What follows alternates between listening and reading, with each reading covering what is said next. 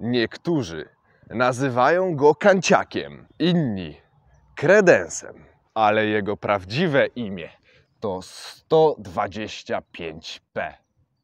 P jak piekło.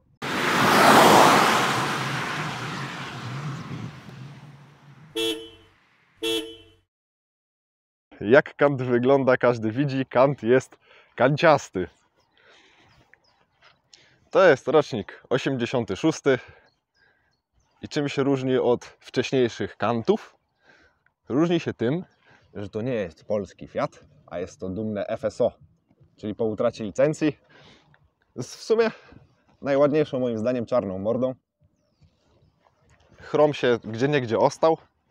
Na zderzakach, na ramkach, na klamkach, na zamku. O.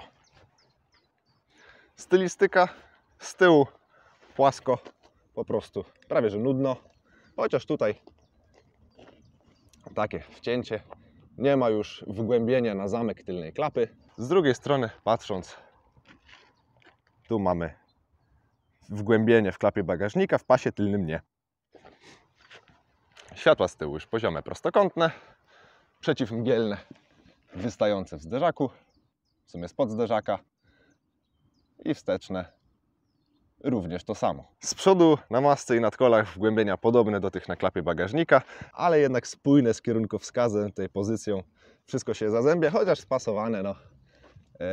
Tak. Maska też ma wgłębienie takie jak na klapie bagażnika, wloty powietrza, ciepełko. O, no i wycieraczki też są chromowane. Antenka wystaje, a do czego antenka zbiera, to potem Wam pokażę. Lusterka czarny plastik, listwy czarny plastik, także 86 rok, jeszcze chrom, ale już plastik jest fantastic. To już jest pełnoprawna, przedostatnia seria Kanta, czyli i cały pas tutaj z czarnego plastiku i kierunkowskazy też. Klamki bardzo dobrze znane, no i drzwi też spasowane świetnie i warto zamykać. Po zostawieniu otwartych drzwi na dłuższym postoju Kant lubi się wygiąć w baranka. Dobra. Bagażnik w sedanie. Otwieramy cięgnem.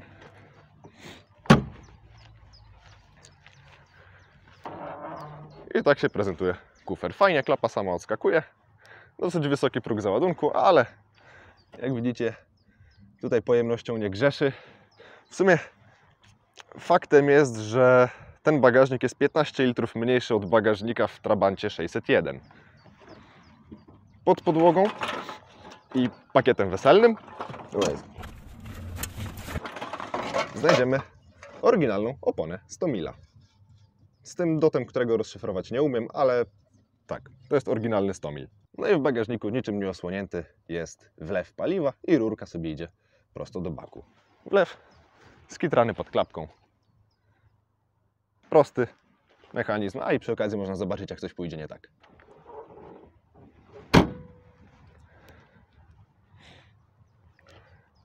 No i czy 1,87 m wejdzie na tylną kanapę.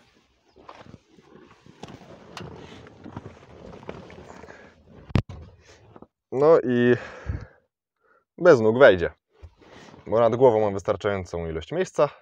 No ale tutaj, jak widzicie, no tak, no nie, mogę sobie pokopać kierowcę.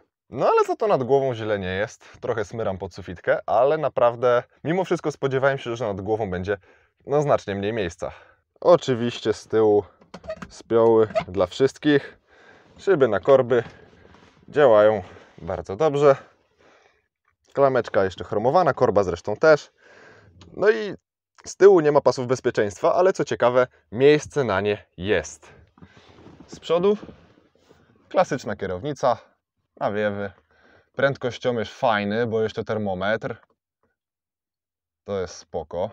Dopiero już ostatnie egzemplarze nie miały termometru, ale to jest spoko. Fajny również jest obrotomierz z epoki i radio Alpina na płyty CD i ktoś tutaj mógłby krzyczeć, że radio nie jest z epoki. Spokojnie, spokojnie, radio jest 87 rocznik, Kant 86, także jak najbardziej z epoki. Silnik fiatowski połączony razem z czterobiegową polonezowską skrzynią. Oczywiście Fajne szpargały z epoki. Przełączniki tutaj jednak, no znane też z polonezów, tutaj nic nikogo nie powinno zaskoczyć. Deska prosta, czarna.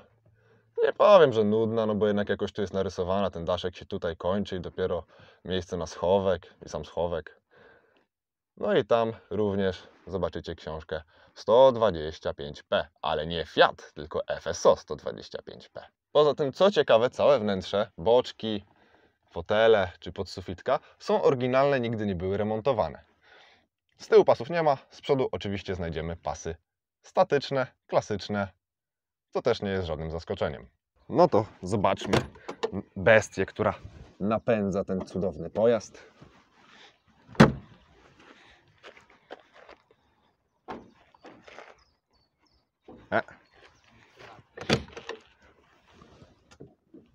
O.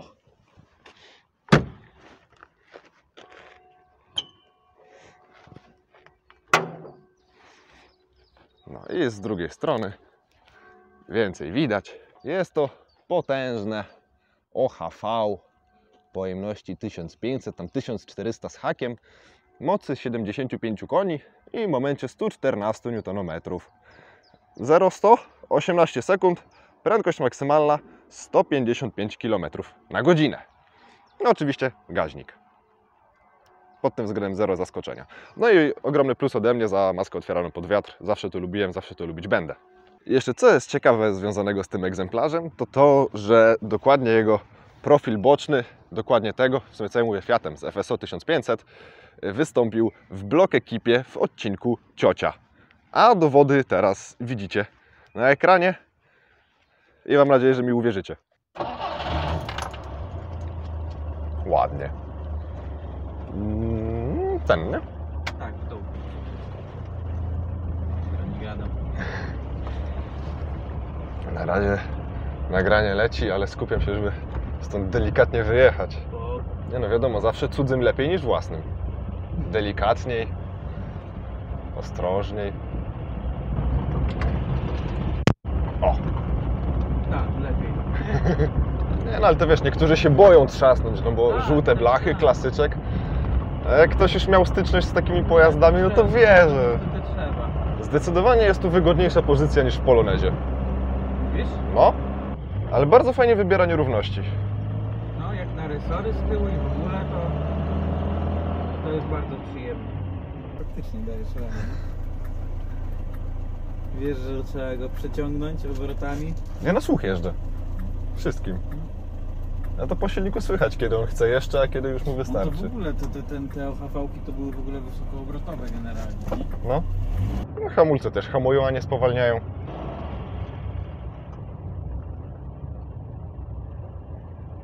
Sprzęgło ma bardzo sztywne. Bardzo fajnie się toczy na luzie. I prowadzi się przyjemnie, ale jakby tak miał zdychę więcej. Bo jest to przyjemny samochód. Nie jest tak chamski, jak myślałem, że będzie. Ale no z drugiej strony jednak sprawia wrażenie starszego niż jest w rzeczywistości.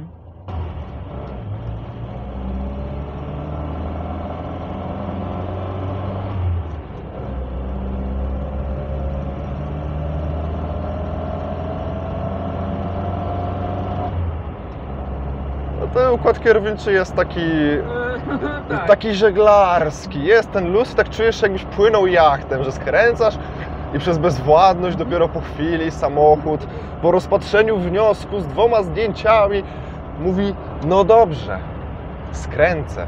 Ale on po prostu taki musi być.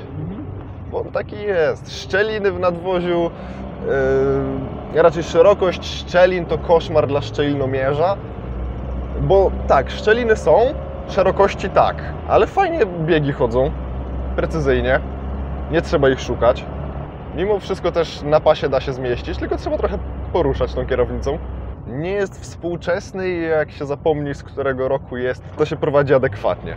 No i termometr, no kurde, termometr. No i tak przy tych 50 paru jeszcze nie da się ogłuchnąć. Ale tu jest świetna widoczność we wszystkich kierunkach. Bo to jest jeszcze samochód z czasów, kiedy producenci wychodzili z założenia, że samochód jest do jeżdżenia, a nie do dachowania, więc nie skupiajmy się na bezpieczeństwie podróżnych podczas dachowania, bo jaka kanapa, to było ładne. Fajnie, tak mięciutko wybrał ten próg. A ile on ma przebiegu tak realnie? 50 000. 50. Ale też nie słychać tylnego mostu w odróżnieniu od Poloneza i to nie wiem, czy przez to, że ten silnik jest głośniejszy, czy po prostu nie słychać. Ale to jest po prostu świetna widoczność pod względem też wymiarów samochodu, bo widać każdy róg. Tak, maskę przede wszystkim z przodu widać wszystko, nie? Tak, no te wyoblenia na końcach to są świetne czujniki parkowania. Widzisz, gdzie się kończy samochód. I teraz tak, wszystkie strony, tam jest daleko, tutaj. Przedstawicieli transportu szynowego brak. No ogólnie chyba będę musiał się wydzierać, żeby powiedzieć, że no precyzji kierowania tutaj za bardzo nie ma. Że sprzęgło jest twarde. Działa zero-jedynkowo, ale za to hamuje. W sensie hamulce hamują, nie że sprzęgło. Że nierówności wybiera w sposób brutalny. Tu chyba też trochę za szybko najechałem. I że prowadzi się w sposób bardzo akceptowalny na 86 rok, a całkowicie normalny na samochód jakby 10-15 lat starszy. Czy sensowne jest klepanie dużego Fiata? Było klepanie dużego Fiata do początku lat 90. Dobra, spójrzmy sobie na zachód. Zachód miał BMW E36, BMW E34, nadal Mercedesa W124, a my mieliśmy Polonezy i Kanty. Więc jest to samochód dobry, bo nie da się powiedzieć, że jest zły, tylko po raz kolejny ja jako kolejna osoba mogę powiedzieć, że był to dobry samochód, tylko podtrzymywany zdecydowanie za długo. Taki samochód, któremu wcześniej powinno się odciąć wtyczkę i powinien pozostać w miłych wspomnieniach. Po tylu latach ta konstrukcja była trochę zacofana, trochę bardzo zacofana, chociaż weźmy pod uwagę, że Polonez był młodszym modelem, był bardzo zbliżony konstrukcyjnie, więc tutaj jednak bym się bardziej Poloneza czepiał niż Kanta. Więc tutaj jest jednak większe pole do wybaczania względem Poloneza. Czy jest to samochód na trasę? Zdecydowanie nie. Do miasta spoko, w jakiejś paradzie można przejechać w miarę wygodnie, bo tutaj pozycja za kierownicą jest wygodniejsza niż w Polonezie. Przynajmniej dla mnie, chociażby dlatego, że nie szturcham co chwila kierownicy kolanami. W przypadku FSO 1500 czy Fiatów 125P głównym elementem, który podbija wartość, jest właśnie ta nostalgia. Czy tą nostalgię można tutaj poczuć? No wjeżdżając w stare zabudowania gdańskiej Oliwy, zdecydowanie. Samochód pasuje tam świetnie, buduje właśnie cały klimat, pasuje do czasu, który się tam zatrzymał. Myślę, że również świetnie się będzie nadawać do zaniżania prestiżu na nowych osiedlach deweloperskich, ale w sumie czy zaniżanie? Jadąc dużym Fiatem można powiedzieć, że ma się klasę, ma się gust. Na pewno można powiedzieć, że ten samochód wywołuje mnóstwo uśmiechów i kciuków w górę.